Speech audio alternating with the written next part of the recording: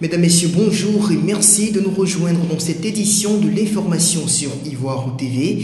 Voici les titres du journal. La démolition des installations anarchiques dans la ville d'Abidjan se poursuit à un rythme accéléré et après la rue Princesse, c'est le marché de la Sikoji dans le quartier de Yopougon qui a été rasé ce mercredi. Le reportage en début d'édition. 1,2 million de dollars additionnels pour renforcer l'aide humanitaire à destination de la Corne de l'Afrique. C'est l'estimation faite par les Nations Unies pour parvenir à endiguer la famine qui dévaste depuis quelques mois l'est du continent. Le marché de la Sikoji dans le quartier de Yopougon à Abidjan est devenu méconnaissable depuis avant-hier. Après le passage des bulldozers du ministère de la Salubrité urbaine, toutes les installations anarchiques qui proliféraient dans le marché ont été détruites. Et cette situation qui se vit un peu partout dans la commune est loin de contenter les commerçants qui dénoncent une action trop accélérée du gouvernement. Entre indignation et satisfaction, les réactions sont mitigées face à la vague de démolition des constructions anarchiques qui n'épargnent aucun quartier à Abidjan. Ici, nous sommes dans la commune de Yopougon, plus précisément au marché de la Sikoji, où les bulldozers du ministère de la Salubrité urbaine sont passés ce mercredi 17 août au soir, détruisant toute forme d'installation illégale. Notre équipe de reportage constate avec stupéfaction l'ampleur des travaux de déblayage de la grande voie bitumée sur laquelle les commerçants étaient installés. La circulation y a repris ses droits et pendant ce temps, les démolitions se poursuivent face au regard médusé des populations. Cette situation, quoique favorable à la création d'un environnement économique assaini, cause des préjudices énormes aux commerçantes qui, pour certaines, dénoncent le caractère inopportun de cette action gouvernementale. Quand d'autres saluent la pertinence de la politique de salubrité menée par le gouvernement, même si toutes ont une préoccupation commune, le recasement. Je m'appelle Madame Simone, célibataire de 5 enfants.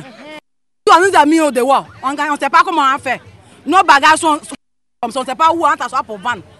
Ça nous fait mal. Donc aidez-nous, on n'a pas marché. Donc aidez-nous. C'est dans ça on mange. On est célibataire, on n'a pas mari, on n'a rien. C'est ça on prend pour manger. On prend le coin, on paye maison, on paye tout. Je m'appelle Sila Karidja. Je suis une commerçante du marché de Sofia. Ok, alors là, le marché est rasé. En tant que commerçante, quel est votre sentiment là-dessus?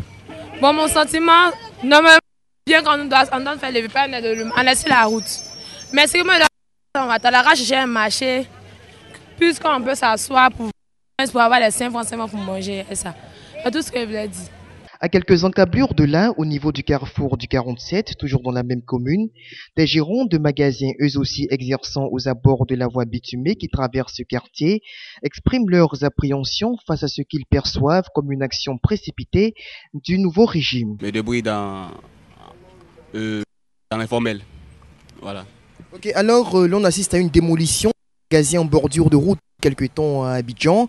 Qu'est-ce que vous en pensez? Vous êtes aussi gérant magasin de ce genre-là? Je pense que procéder à une telle démolition n'est pas tout à fait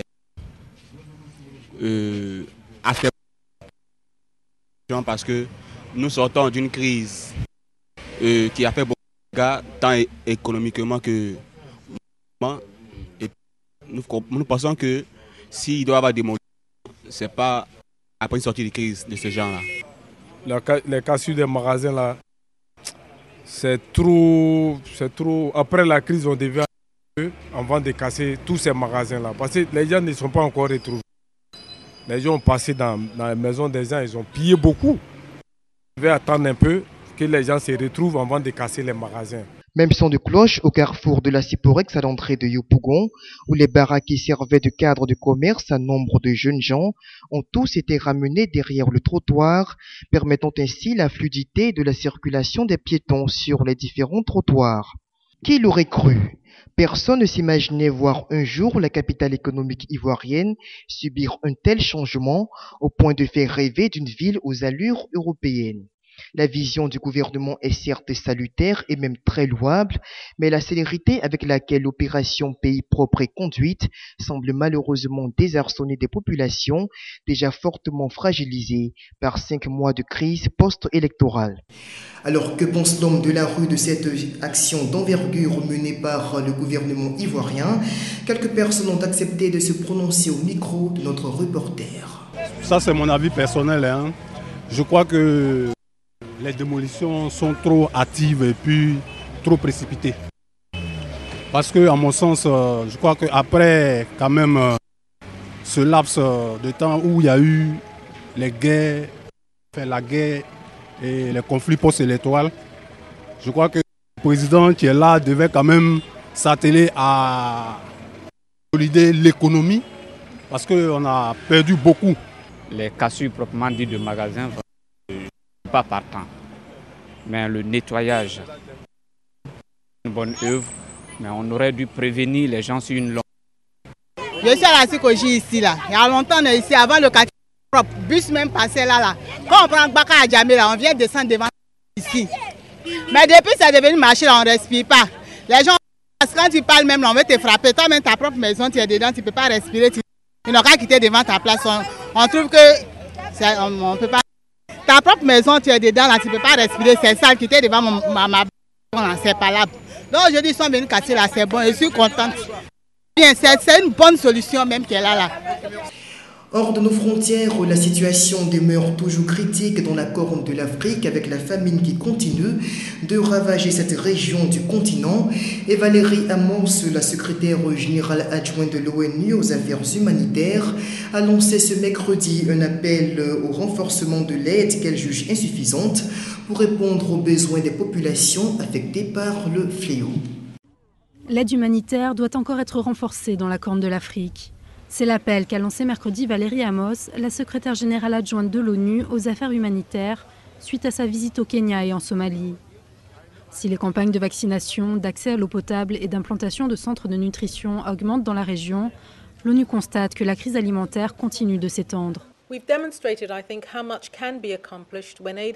Nous avons montré que beaucoup peut être accompli lorsque les agences humanitaires reçoivent les moyens et l'accès aux zones touchées. Mais nous faisons face à une crise alimentaire qui s'aggrave et nous devons mobiliser toutes nos forces et toutes nos ressources dans un effort durable pour les mois à venir. Pour cela, nous réitérons notre appel pour 1,2 milliard de dollars additionnels. Malgré des problèmes d'acheminement dans certaines zones de la région, la distribution de l'aide humanitaire se poursuit. Cependant, les experts dénoncent l'absence d'une prise de conscience. Aucune solution aux causes profondes de la crise n'a encore été envisagée. Il semble qu'une fois qu'on a essayé de répondre à cette problématique-là de l'aide de l'urgence, on aura considéré que le problème aura été résolu, alors que les problèmes se trouvent encore beaucoup plus en amont. Et tant qu'il y aura la guerre, tant qu'il n'y aura pas une organisation, tant qu'il n'y aura pas une conférence sur la Corne de l'Est, rien ne se passera, rien ne se fera de façon très efficace. Ce jeudi, la FAO organise à Rome une réunion de suivi sur la situation humanitaire dans la Corne de l'Afrique, un moyen de faire le point sur les besoins sur place et sur les projets à consolider ou à lancer, et ainsi de préparer la réunion des donateurs qui aura lieu le 25 août à Addis Abeba en Éthiopie. Et pendant ce temps, sur le terrain, les troupes de l'armée somalienne ont pris le contrôle des anciens bastions des milices Chebab dans Mogadiscio. Incursion au cœur de la nouvelle configuration militaire de la capitale somalienne avec notre confrère de France 24. Le général Dagobadan est l'homme clé de l'armée somalienne. Il est vice-chef d'état-major. C'est lui qui contrôle les troupes sur le terrain. Il nous emmène sur la ligne de front. Nous sommes à 500 mètres à peine de l'usine de pâtes, un bastion Chebab dans le nord-est de la ville. Cette ruine fait office de fort. D'ici, l'armée somalienne et la MISOM pilonnent les positions ennemies.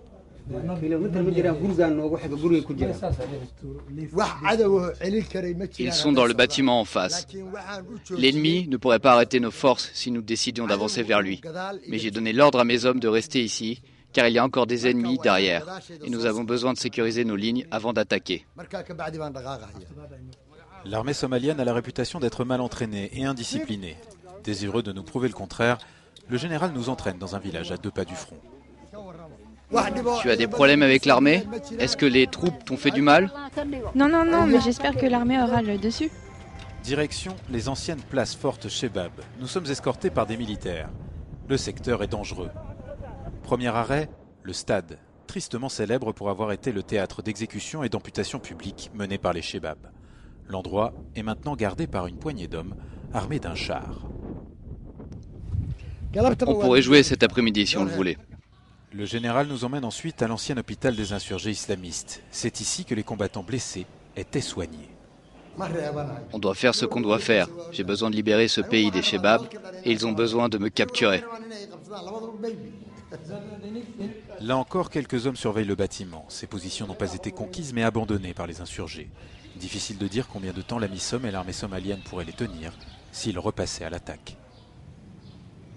En Libye, la rébellion du CNT dit être aux portes de Tripoli et ne donne que quelques heures au régime de Mouammar Kadhafi pour subsister. Mais du côté des partisans du guide de la révolution libyenne, on se dit confiant, même si l'on craint de plus en plus une pénurie de produits alimentaires dans la capitale. Serre autour de la capitale libyenne, Tripoli. La vie se poursuit ici, mais les rebelles ne sont plus qu'à 50 km. Ils multiplient les fronts pour tenter de couper les lignes d'approvisionnement à la ville, une manière d'accroître la pression sur le régime. Pour le moment, les stocks ne manquent pas encore, mais les habitants craignent que le problème ne survienne rapidement. Nous subissons actuellement un blocage aérien et les frontières du pays nous sont fermées. Les stocks seront bientôt épuisés, nous allons commencer à manquer de tout. Autre ville décisive, Brega sur le front Est. Les affrontements s'y succèdent et les dégâts sont nombreux.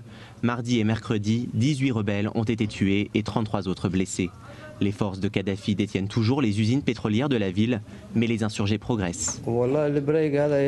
Nous avons passé presque 3 mois hors de Brega, mais maintenant nous contrôlons le 3e quartier résidentiel. L'heure semble donc à l'optimisme chez les rebelles libyens, mais des divisions apparaissent. C'est tout le bureau exécutif du Conseil national de transition qui a été limogé la semaine dernière. Bachar el-Assad déclare une cessation des opérations militaires contre les villes insurgées dans son pays. C'est l'information révélée par le porte-parole adjoint des Nations Unies, Farhan Haq, qui dans un communiqué faisait état d'une conversation téléphonique que le président syrien a eue ce mercredi avec le numéro 1 de l'ONU, Ban Ki-moon. Navi Pillay, la haut-commissaire aux droits de l'homme, vient à New York pour parler devant le Conseil de sécurité et faire un rapport sur la situation des droits de l'homme en Syrie. C'était une demande de la France pour maintenir la pression sur les autorités syriennes et sur Bachar el-Assad.